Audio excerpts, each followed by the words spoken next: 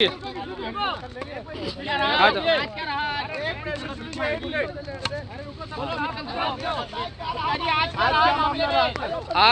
माननीय जज साहब ने अजमेर दरगाह वाले मैटर में, जो कि भगवान शंकर कोटन महादेव मंदिर है, उसमें सारी सुनवाई सुबह भी हुई और लंच बाद माननीय जज साहब ने सारी बातें सुनी। उसके बाद ऑर्डर किया है। हमारी जो केस जज साहब ने याचिका स्वीकार की है, केस चलने योग्य है और सभी जो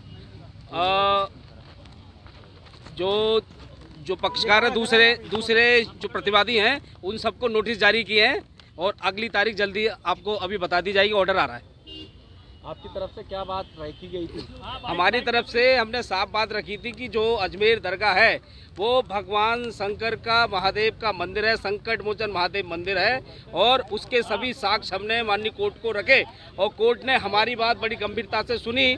हमसे भी सवाल जवाब हुए और उन्होंने बाद में चाहा कानून अनुसार कि ये केस चलने योग्य है। हमारी याचिका स्वीकार करी है और सभी पक्षों को नोटिस जारी किया है और अगली तारीख अभी जल्दी पता चल जाएगी। इसमें पक्ष कौन कौन रखे? ऐसा है, इसमें जिनको नोटिस किया गया, एक अल्पसंख्यक मंत्रालय है, दूसरा आर्कोलॉजी जो विभाग है ASI उसको नोटिस जारी हो और तीसरा जो अजमेर दरगाह कमेटी है उनको नोटिस गया है। आज कोर्ट में जो बात हुई, क्या रहा है कोर्ट में पूरा?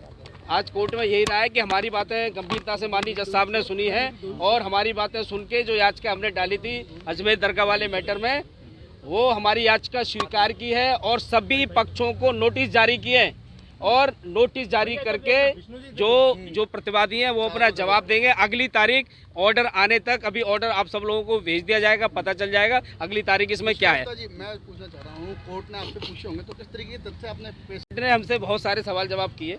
हमने उसमें अपनी पिटीशन में कहा था कि हमने 2 साल तक लंबा हमने रिसर्च किया। वो सारा रिसर्च के दौरान हमने क्या क्या किया, कौन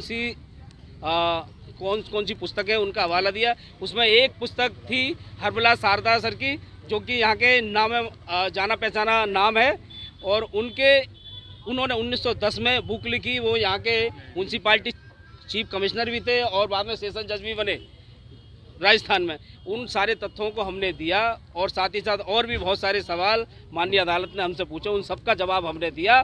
सुबह सुनवाई हुई थी, शाम को 4 बजे ऑर्डर के लिए रखा। बाद में ऑर्डर उन्होंने हमारे पक्ष में दिया है और साथ ही साथ सभी जो प्रतिवादी हैं, जो विपक्ष हैं, उन सबको नोटिस जारी किया है और जल्दी आपको तारीख नेक्स्ट जो डेट है वो आपको पता चल जाएगा। पक्षकार आपके अलावा और कौन कौन है? इसमें पक्षकार मैं ही हूँ। इसमें मेन पक्षकार एक महादेव है और मैं तो सेकंड पार्टी, मैं तो महादेव का भक्त हूँ। उनके बेस पे मैं केस लड़ रहा हूँ। अच्छा, किन किन को नोटिस जारी करने का? ऐसा अल्पसंख्यक मंत्रालय, आर्कोलॉजी सर्वे और दूसरा अजमेर की जो दरगाह कमेटी है उनको नोटिस जारी हुआ। आगे क्या रहेगा अब इसके अंदर? देखिए, उर्स मेला भी आ रहा है और ऐसा उर्स मेला हम ये खुद मानते हैं कि हम लोग कानून के रास्ते चल रहे हैं। किसी प्रकार की दिक्कत परेशानी ना आए, ना तो पुलिस प्रशासन को ना सरकार को। उसको देखते हुए हमने माननीय अदालत से खुद ही रिक्वेस्ट की है कि हमें डेट 5 तारीख से थोड़ी सी आगे दे दी जाए, जिससे कि सफलतापूर्वक सब काम शांति से बीते। क्या आपको ये केस लड़ने के बाद, आपने जब ये वाद दायर किया है, कोई आपको भी आपत्ति आ रही है, रुकावट आ रही है या कोई धमकियां मिल रही हैं? ऐसा धमकियां तो हमें मिली है। हमने लिखित रूप से एक शिकायत भी दी थी अजमेर आने पर और मुझे दिल्ली में भी धमकियां मिल रही हैं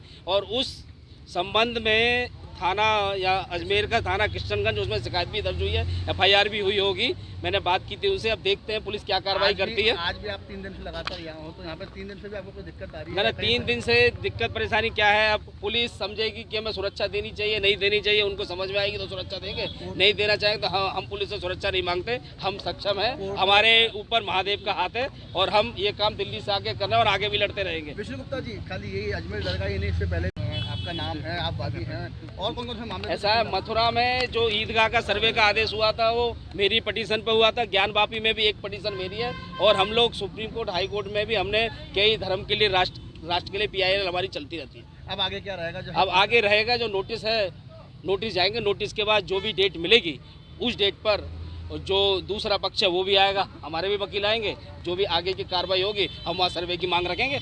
कहा जा सकता है कि जैसे आपने जो साक्ष्य पेश किए हैं, आपने जो तथ्य दिए हैं, कोर्ट ने उनको स्वीकार किया? कोर्ट ने स्वीकार किया है और लंबी बहस कल और आज 3-4 बार बहस लंबी हुई। माननीय जज साहब ने सारे तथ्य सोचे हैं, समझे हैं कानून के अनुसार ही याचिका स्वीकार की है और नोटिस जारी किया है। ऐसा मुख्य तथ्य कौन सा है, ऐसा कौन सा आधार है जिसके व्याप पे उन्होंने अगली डेट दी और नोटिस जारी करने ऐसा है, हमने तो जो साक्ष्य दिए हैं वो सारे ही आधार हैं। अब माननीय जज साहब ने हमारे सारे आधार माने या कोई एक आधार माना है, लेकिन हमने जितने भी साक्ष्य दिए हैं वो कानून के अनुसार दिए हैं। सभी साक्ष्य मान्य हैं और उन्होंने माने हैं, यानी कानून सम्मत है तो माने हैं, तो इसीलिए याचिका स्वीकार की है और माननीय जज साहब ने जो सभी पक्षों को नोटिस जारी किया है। और जल्दी मैं मानता हूँ नोटिस पे दूसरी पार्टी भी आएंगी, अपना पक्ष रखेंगी। हम भी चाहते हैं कि सभी पक्ष सुनने के बाद ही हमारा पक्ष भी सुने, उसके बाद ही सर्वे का आदेश दिया जाए। हर किसी को कानूनी प्रक्रिया का पालन करने का अधिकार है। आपने जो वाद दायर किया उनमें 3-4 मांगे जो महादेव मंदिर उसे घोषित किया जाए, नंबर 1। नंबर 2, अजमेर दरगाह का किसी प्रकार का रजिस्ट्रेशन सरकार में है तो उस रजिस्ट्रेशन को तत्काल रद्द करना चाहिए। नंबर 3, ASI के माध्यम से इसका सर्वे होना चाहिए। नंबर 4, हमें वहाँ पूजा पाठ करने का अधिकार मिलना चाहिए। जैसे और भी विवाद मामले हुए है तो हमने उस बात में भी साफ किया, हमारे वकीलों ने भी बोला है 1991 वर्षिप एक्ट जो है वो यहाँ लागू नहीं होता। हमने बताया ज्ञान वापी में भी दूसरे पक्षों ने इस बात को उठाया, वहाँ की जिला अदालत ने वहाँ सर्वे का आदेश दिया और सर्वे हुआ। वो हाई कोर्ट गए, सुप्रीम कोर्ट गए, कहीं से भी रिलीफ नहीं मिला, क्योंकि वर्षिप एक्ट में जो 4 और 3 है, ये 3 नंबर पैरे में ये वार्ड जा रहा है, तो हम उससे बाहर हैं और एकदम कानून सम्मत काम ज्ञान वापी में भी कानून सम्मत हुआ, मथुरा वाले भी कानून सम्मत हुआ है, यहाँ पे भी कानून के अनुसार ही काम होगा और हमने शांति प्रक्रिया बनी रहे। आपने बोला उर्स का मेला है तो हम भी चाहते ठीक है उसके बाद जो भी है, जो वादी पक्ष है उसके बाद डेट मिल जाए, कोई बात नहीं। हमें न्याय इतने 800 सालों का मामला है, हमें 10-15 दिन और रुकने में कोई आपत्ति नहीं। अभी याचिका पेश के कितना समय हो गया और कितनी तारीख पड़ चुकी है? ऐसा है 5-6 तारीख उसमें पड़ गई है। हमने सितंबर में याचिका लगाई।